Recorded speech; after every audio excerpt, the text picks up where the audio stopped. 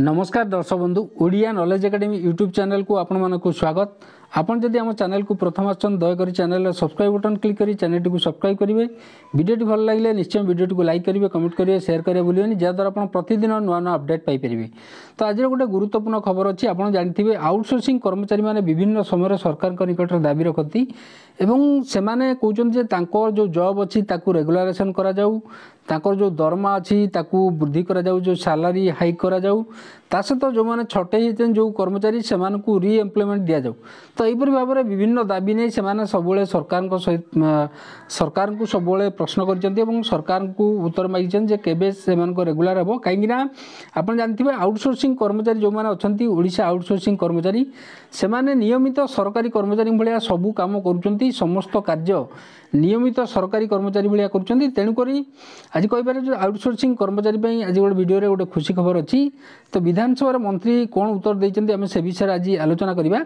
दयाकोरी video को शेष पर्यटन देखिए जहाँद्वारा आप संपूर्ण खबर विषय जानीपर।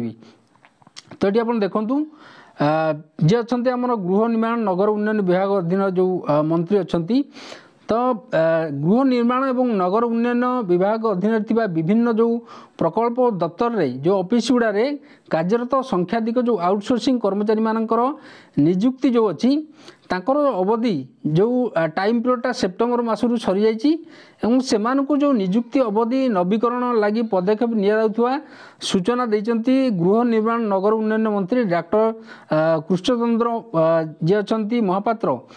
आमर मंत्री जी अच्छा मान्यवर मंत्री जो गृह निर्माण और नगर उन्नयन मंत्री जी अच्छा डॉक्टर कृष्णचंद्र महापात्र से सूचना देते। तो जो ये विभाग में जो संख्याधिक जो आउटसोर्सिंग कर्मचारी अच्छा से जो नियुक्ति अवधि ता बर्तमान सरी जाइए से आउ थे पुनर्नियुक्ति लगी नवीकरण लगी पदक्षेप नि मान्यवर मंत्री जो आउटसोर्सिंग कर्मचारी मान अच्छा से नहीं विधानसभा उत्तर देते से आउ कौन कहते देखा। बीजेपी विधायक टंकधर त्रिपाठी गोटे प्रश्न रे जो बीजेपी विधायक जी दिले टंकधर त्रिपाठी आप जानते से सब आउटसोर्सिंग कर्मचारी मानकर साथी था सबुले सपोर्ट कर एक प्रश्न उत्तर रे मंत्री डाक्तर महापात्र कहते मुक्ता जातीय सहरांचल जीविका मिशन आहार जलसाथी टीएसयू लीगल सेल जल पुनर्धन यूनिटी वर्ज्य जल परिचालना टाउन प्लानिंग पीएमयू बीएमसी अधीन थिबा सीएलए यूपीपी ओयूआईडीएफ पीएमयू जागा मिशन आदि बहु स्थान में जो आउटसोर्सिंग कर्मचारी मान नियुक्ति अवधि गत सेप्टेम्बर मासरू समाप्त होती तेणुक जो नियुक्ति अवधि समाप्त होती से बर्तमान चिंतित अच्छा केमिति नियुक्ति जेहेतु अवधि सरी जाइए दरमा मिलनी तो से नहीं कर्मचारी मैंने चिंतित थे से बीजेपी विधायक जी अच्छा आमर टंकधर त्रिपाठी प्रश्नर उत्तर जो विधानसभा से गोटे प्रश्न रखते प्रश्न उत्तर कौन था यही सब कर्मचारी को जो सीडी एक्सीएम वेंजर आई&वाई एलएलपी केयर सुकटेज लालदास एंड को राजहंस कनसल्टेंट्स आदि से आउटसोर्सिंग रे अणा जाइथिले आउटसोर्सिंग हिसाब से कार्य करते तेबे जो किछि कर्मचारी नियुक्ति अवधि आसंता वर्ष जून मास पर्यंत रही किंतु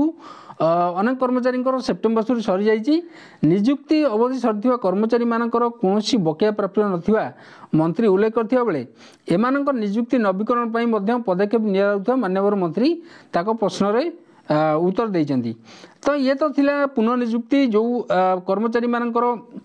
नियुक्ति सरी जाइए से आउ थे नियुक्ति पुनर्नियुक्ति जो नियुक्ति नवीकरण जोटा आउ थे कंट्राक्ट जोटा साइन हे सेटा को मंत्री कहते कार्य चालू रही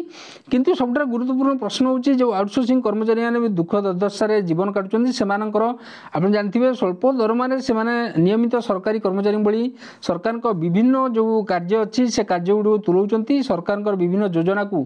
सफल रूपायन देवार विभिन्न विभाग जो विभिन्न ऑफिस रे जो आउटसोर्सिंग कर्मचारी माने कार्य करुँच से सरकार विभिन्न कार्य सफल रूपायन देते कार्य करते तेणु जो स्वल्प दरमार से केमिति परिवार चलेबे से नहीं सब चिंतित